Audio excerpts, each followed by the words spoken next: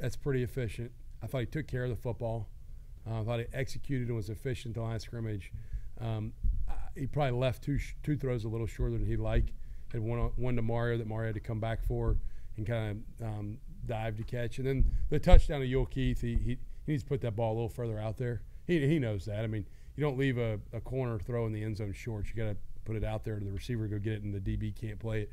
Yule Keith did a really nice job coming back and playing that ball. But first game action, along with first start, I thought he looked poised and played with good command. And I'm not really surprised by that, but you just never know what a guy's going to do when they get in the under the lights, and he handled the moment really well. Yeah, that's what I was going to follow up. I mean, he hadn't played since high school, and I mean, I understand it was an FCS opponent, and it's going to get much tougher this week. But you know, from our interactions with him, he seems like a very confident kid. It doesn't seem like really much phases him on the field or off the field. He's just steady, you know, and he's very consistent.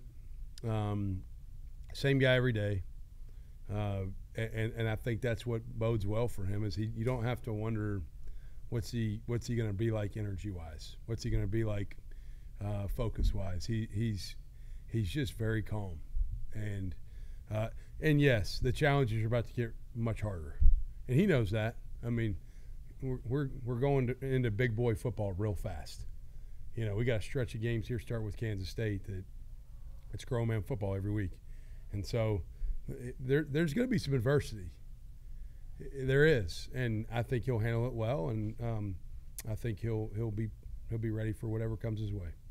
I know you said you sleep better at night knowing Mekhi Hughes is on your team, Yeah. but talk about the depth at running back, Shoddy, Arnold Barnes, what you saw from that room this past week and what you see from them every practice. Yeah, I think Shoddy's really stepped up. You know, he had 4 carries for over 40-something yards. You know, I think he's improved a ton. Dude has been solid. And I thought Trey Cornish came in and Jamar McClure came in, and they had some physical runs too. So I like the depth of the room. We need those guys to continue to grow faster and become more capable of carrying some of the load.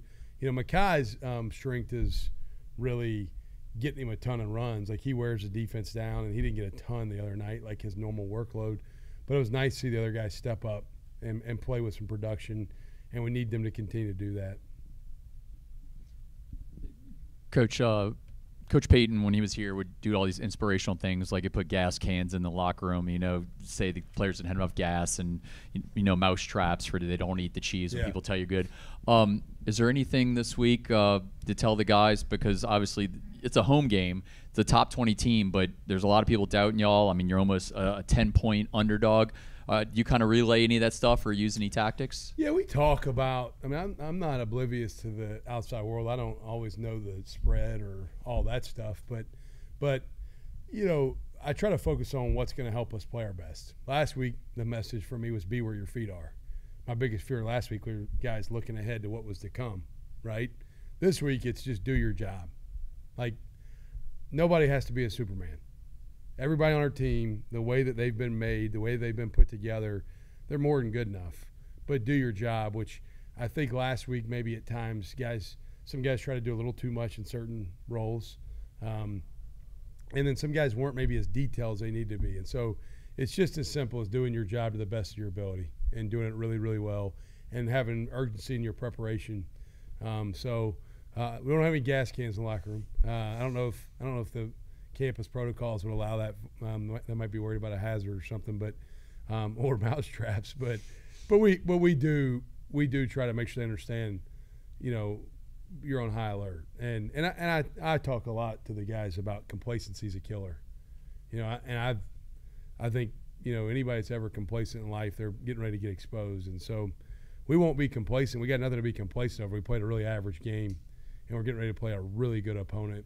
It's a top 20 team, and we're not. We're not a top 20 team. We didn't play like one on Thursday last week.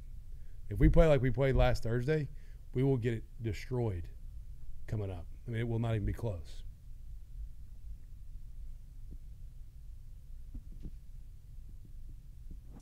To that point, what do you need to see from Mensa and from this offense to that next level to have a chance in this game? Yeah, I think the team that can run the ball best in this game is going to have a good opportunity to win. I think the team that protects the football, don't turn it over, and the team that executes explosive plays when they present themselves.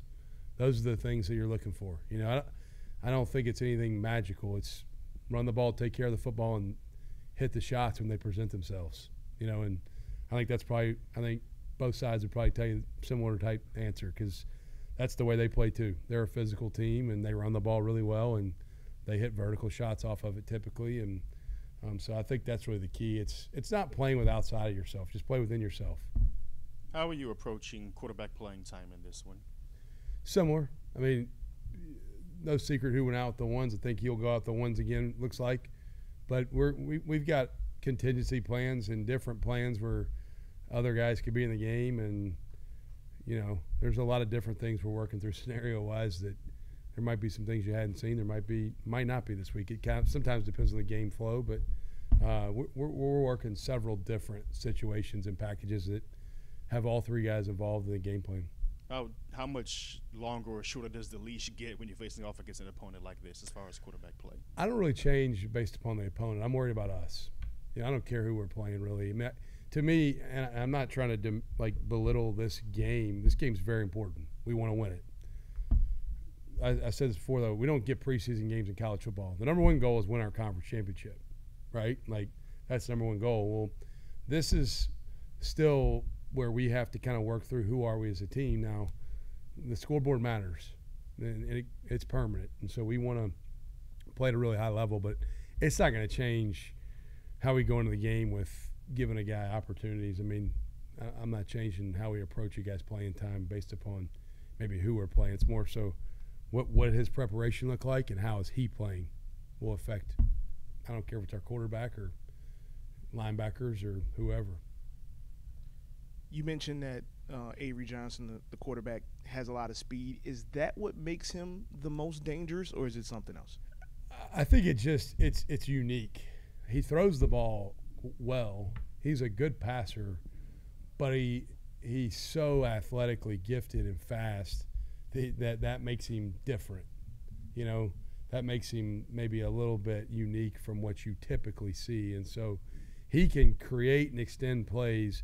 And then if he decides to run it, look out. He can go. I mean, he's got ridiculous top end. So I think that's what just separates him and makes him a different type of player is those athletic traits he has. Seems like a good leader, too. Seems like a really solid teammate. You talked about how there was a lack of pass rush last week. Now you're facing a much more mobile quarterback. How do you approach it from a contained more than a pressure situation? It's a good question. And looking back, I'm always hard on the defense, and there was a lot of quick game things, a lot of stuff that really didn't allow our rush to get very activated and affect the game. That was a good game plan by Southeastern, but we do need to feel our front a little bit more, and the quarterback needs to be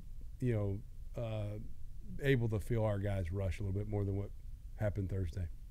And just lastly, Mensah, of course, he had a good game, but what do you think about the early connection he has already had with Yule Keith on the field?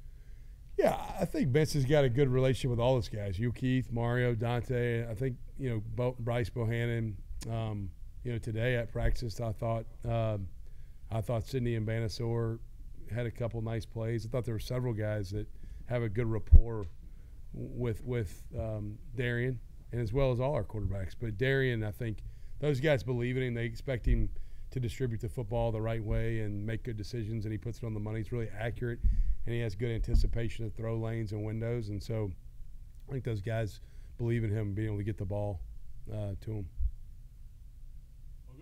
Awesome. Thank y'all.